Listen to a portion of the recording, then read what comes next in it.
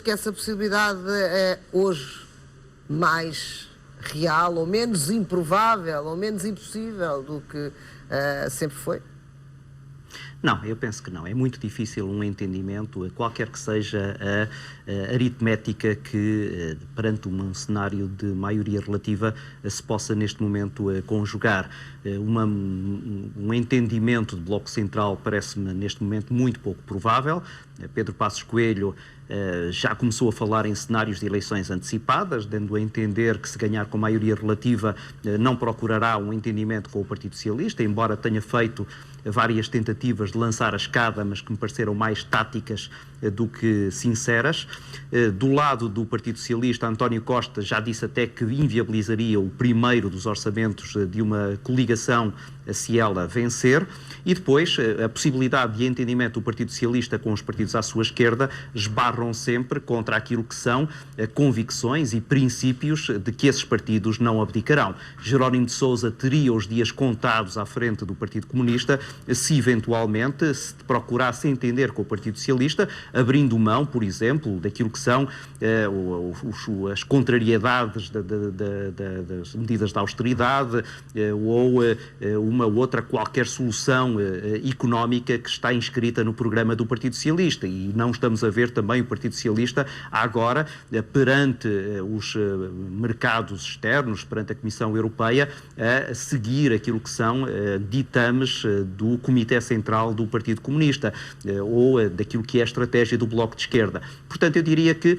neste momento, olhando para as sondagens, aquilo que me parece ser o cenário mais previsível é o de, no caso de uma vitória do Partido Socialista, haver uma tentativa, eventualmente, António Costa, de procurar soluções de apoio parlamentar pontuais para uma ou outra medida, mas tentar governar sozinho. No caso de uma vitória da coligação, Pedro Passos Coelho tentará também esse cenário de governar sozinho, mas já a pensar naquilo que será a possibilidade da obtenção de uma maioria absoluta em eleições antecipadas, um pouco à semelhança daquilo que Cavaco Silva fez entre 85 e 87, depois de ter tido uma maioria relativa, procurando e conseguindo, algum tempo depois, essa maioria absoluta. Seja o que for, há aqui uma dor de cabeça enorme para Cavaco Silva. Ele, enquanto Presidente da República, terá que assumir essa decisão, mas, por muito que ele tenha vindo a apelar a soluções de estabilidade, eu penso que ele terá na sua frente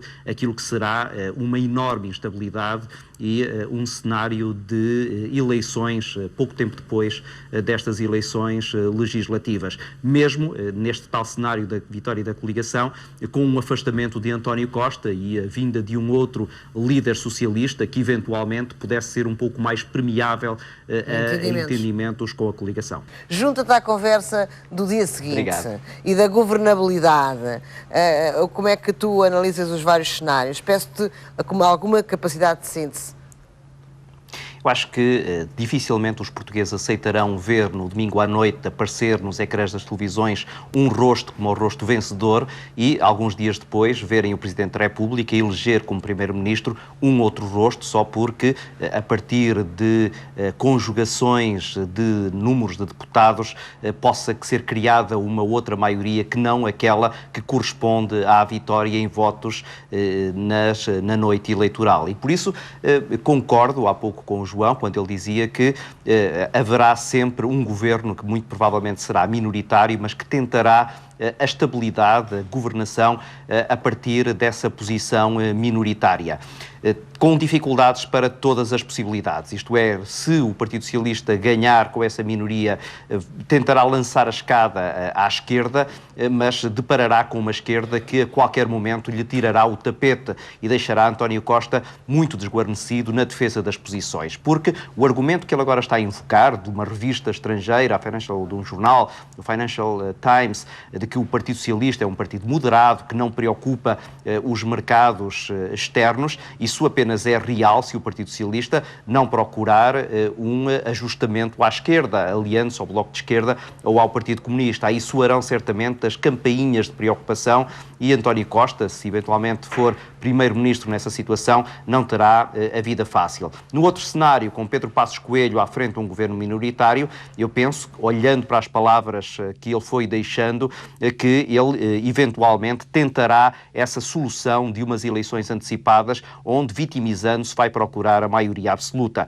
E há pouco o João dizia que esse cenário da eleição antecipada não é possível, mas olhando para aquilo que são as normas da Constituição, o calendário permite que as eleições antecipadas ainda se realizem no próximo ano e coincidindo até com o Orçamento de Estado para 2017, que muito provavelmente seria de novo rejeitado por uma maioria de esquerda contra essa coligação. Portanto, eu diria que o cenário está aí. Eu continuo a considerar que, perante estes resultados, se vierem a confirmar, nós teremos uma situação de instabilidade política que será muito difícil de gerir, independentemente de quem seja o vencedor. Conclui-me a reflexão de hoje.